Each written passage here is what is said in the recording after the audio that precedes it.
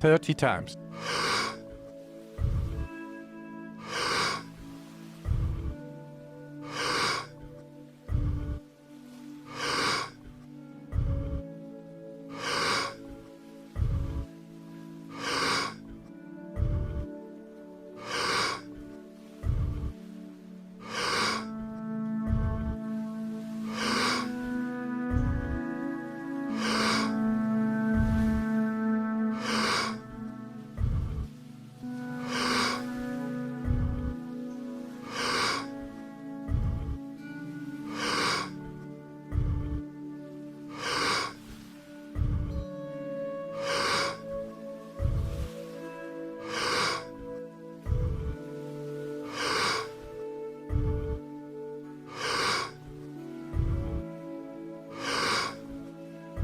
Ten times more.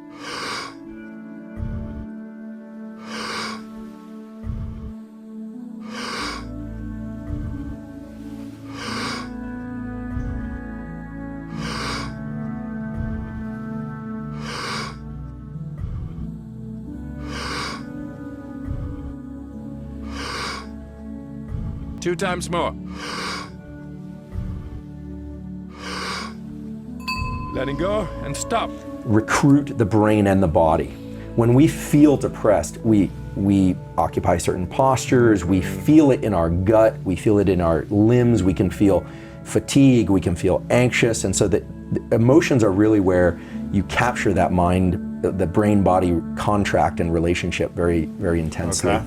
And then the fifth thing is actions. And what I love about actions and behaviors is they are very concrete. You're writing with your pen now, I'm speaking, I'm moving my hands.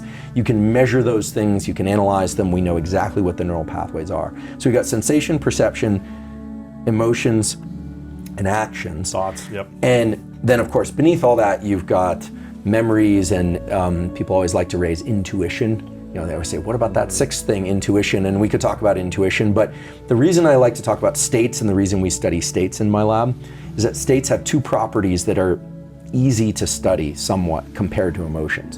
And that's how pervasive they are, meaning how long lasting they are. States tend to have a beginning, a middle, and an end. Whereas emotions, it's sort of like they're more in combination. States are more like the primary colors from which you mix all you get all the emotions. Yeah. And the other thing is that they have an intensity that we can measure. You can have a state of being very alert or very drowsy or asleep. And you can say from a 1 to 10, how are you feeling in this state? That's right, and we can How measure much is that it. experience? Yeah. That's right, and we can correlate it with things like heart rate variability, breathing speed, sweating, levels of neural activity in brain areas that control wakefulness.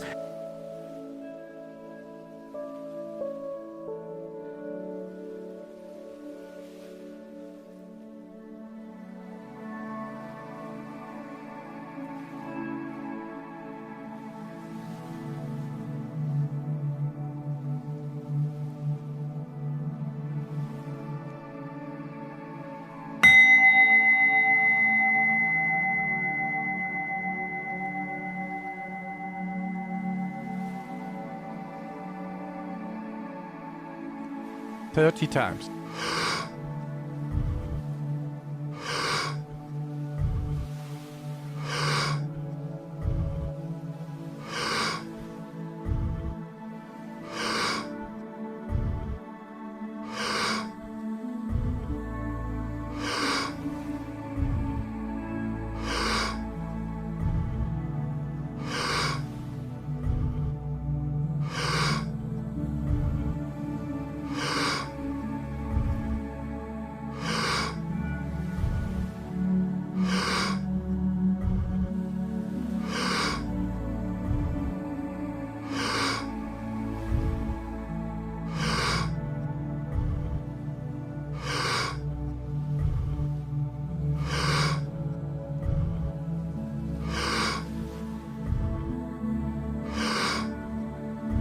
Ten times more.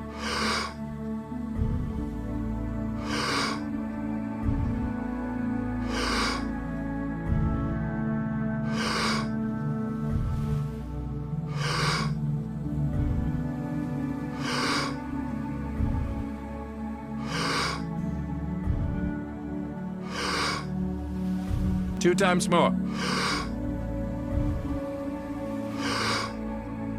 letting go and stop. I will be the first to say that I would love to be able to say that in my laboratory we are studying, or someday we'll study, awe and flow and all those things. But those are higher up on the ladder than we can get to right now. I think with the current technology, we can understand states, and from there, I do believe that we can make a significant dent into certain mental health issues and optimize performance in certain, communities that are trying to optimize performance and in the general public. But the states that we're focused on are very concrete. For instance, alert and focused. That would be a wonderful state to understand and be able to direct ourselves toward when we're not feeling alert and focused. How to get into that How state. to get into that state. And we could talk about tools for that if you like. Sleep. Sleep is so powerful and so important. I think now people really understand the extent to which it's important, in large part because of Matt Walker's book, Why We Sleep, and the important work that he's done in his lab at Berkeley and many other labs as well, of course. So focus, sleep, creativity, stress. These are the kind of core states that we would like to tackle first because we believe we can. And then hopefully in my career, but if not in my career, then maybe one of my scientific offspring or another laboratory, 10, 20, 100 years from now, we'll be able to understand things like how does one get into a state of empathy? We could spend the whole hour talking about empathy, but it's hard and it's a fascinating topic and it's so important, but it's just very hard to understand at a neural level. So we're starting with the basics, with the confidence that by understanding those basics, they will build up to richer representations and understanding of things like empathy someday. Yeah.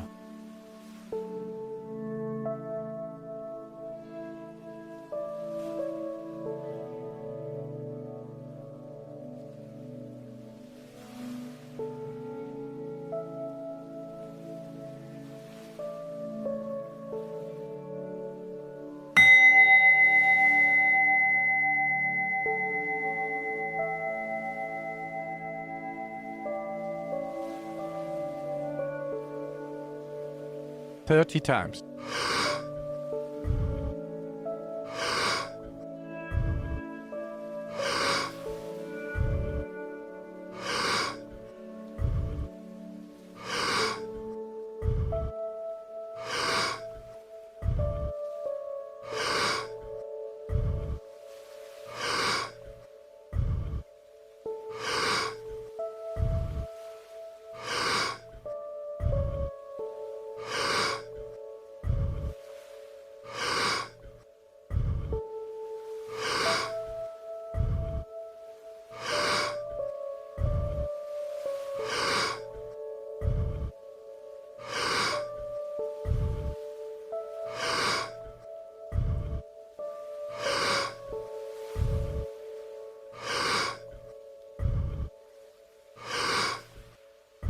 Ten times more.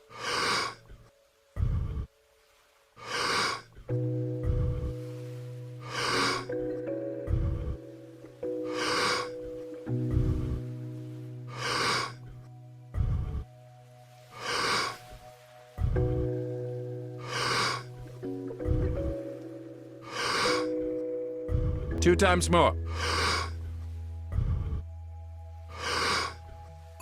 Letting go and stop. Would you need to be studying the heart as well to understand empathy, or does it all come from the mind? It's a great question. So to understand any state, we believe that you have to study the brain and the spinal cord and the body. Wow. So in my lab, we talk about being neuroscientists. For me, that means we study the nervous system, the whole thing.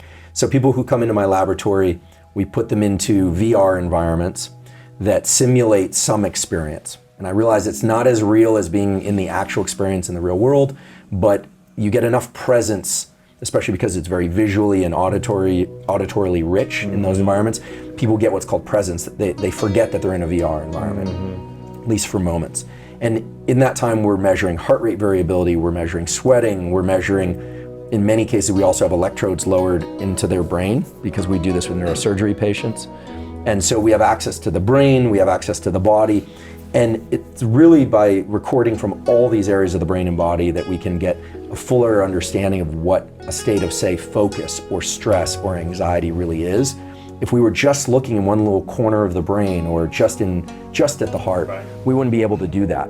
And so that's a kind of a centerpiece of our lab, is that brain and body, the whole nervous system, is the key. You got to look at all of it.